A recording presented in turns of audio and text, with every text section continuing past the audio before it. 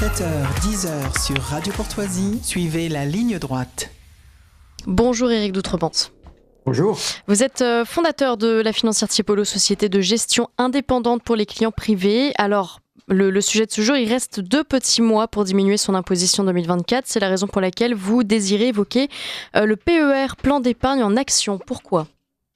Alors, le PER, c'est un plan d'épargne retraite. C'est à peu près le troisième étage concernant des dispositifs de retraite. Vous avez les retraites de la sécurité sociale, puis vous avez les retraites avec un dispositif qui est des dispositifs réglementaires.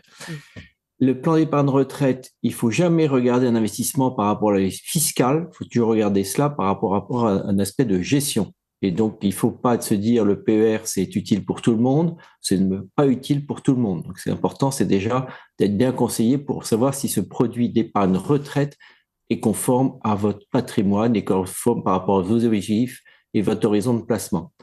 Donc, c'est la loi Pacte 2019 qui a dynamisé et qui a permis de simplifier pour une fois. C'est quand même assez historique dans l'histoire de la fiscalité française que vous ayez une simplification, parce que le PER peut regrouper l'ancien PERP, l'ancien Madelin, l'ancien PERCO, donc qui est plutôt un régime collectif, ou les articles 83.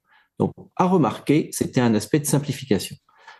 Évidemment, vous avez un avantage qui est à l'entrée, puisque ça s'adresse essentiellement pour les ménages qui ont les foyers fiscaux qui ont un taux d'imposition qui est élevé, c'est-à-dire que dès que vous êtes en dessous de 30%, en règle générale, le PER n'est pas adapté à votre situation, puisque vous avez la possibilité d'avoir une déduction, donc c'est pas la peine de faire ça pour des gens qui payent peu d'impôts.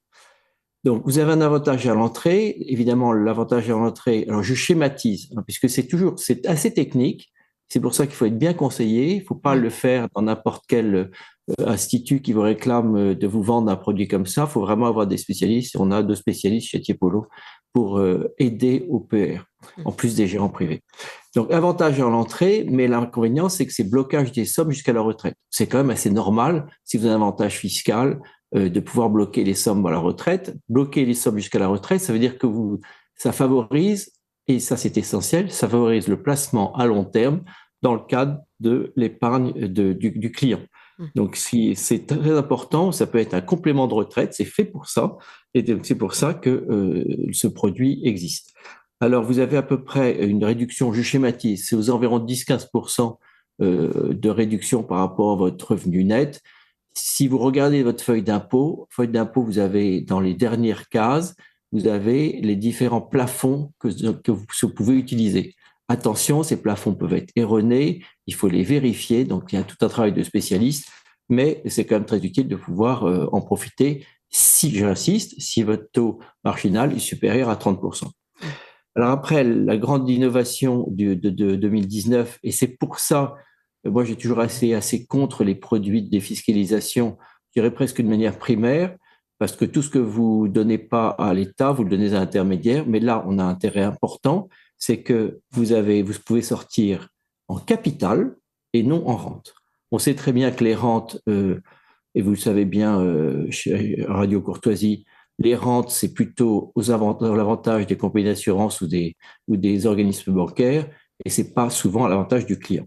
Donc, c'est important, on peut sortir en capital.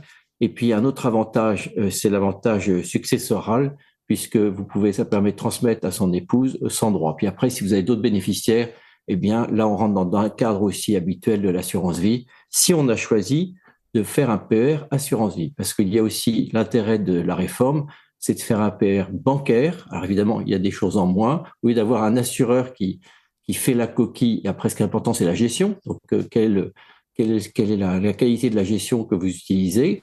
Mais vous pouvez faire un PER assurance vie, qui est le plus répandu, mais faire aussi un PER bancaire. Et par exemple, chez Tiepolo, on développe les PER bancaires avec, au lieu d'avoir des fonds dans le cadre du PER, on peut avoir plusieurs fonds différents, de différentes maisons, ce qu'on peut faire de la multigestion, et on peut aussi acheter des titres en direct.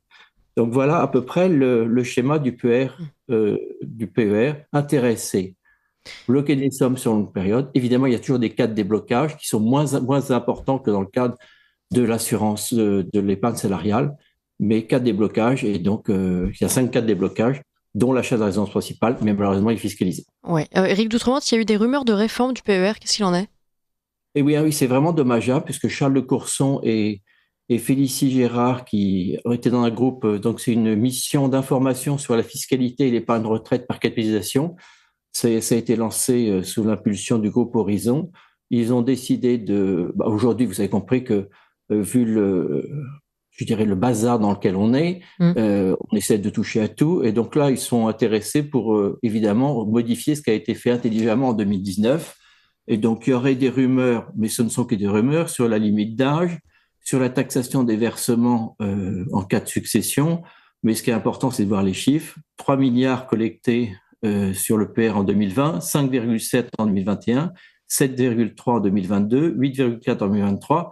Tout ça, ça va sur des épargnes long terme. Donc, c'est incroyable que dans un pays où on parle de réforme de retraite, les aspects de capitalisation, tous ces éléments-là, eh bien, on soit en train de peut-être remettre en cause. Nous n'y croyons pas, puisque le PER restera un avantage fiscal et il représentera surtout un intérêt pour les clients privés de diminuer leur fiscalité intelligemment et sur longue période, et pour aussi s'occuper de l'économie française et des sociétés françaises. On peut aussi acheter des valeurs européennes ou américaines, mais le plus important, c'est de pouvoir s'occuper de votre patrimoine de manière intelligente. C'est pour ça que Tiepolo insiste sur le PER. Vous faites très bien de le dire. Merci beaucoup, Éric Doutremont. Je rappelle à nos auditeurs que vous êtes fondateur effectivement de la société financière Tiepolo, société de gestion indépendante pour les clients privés. À la semaine prochaine.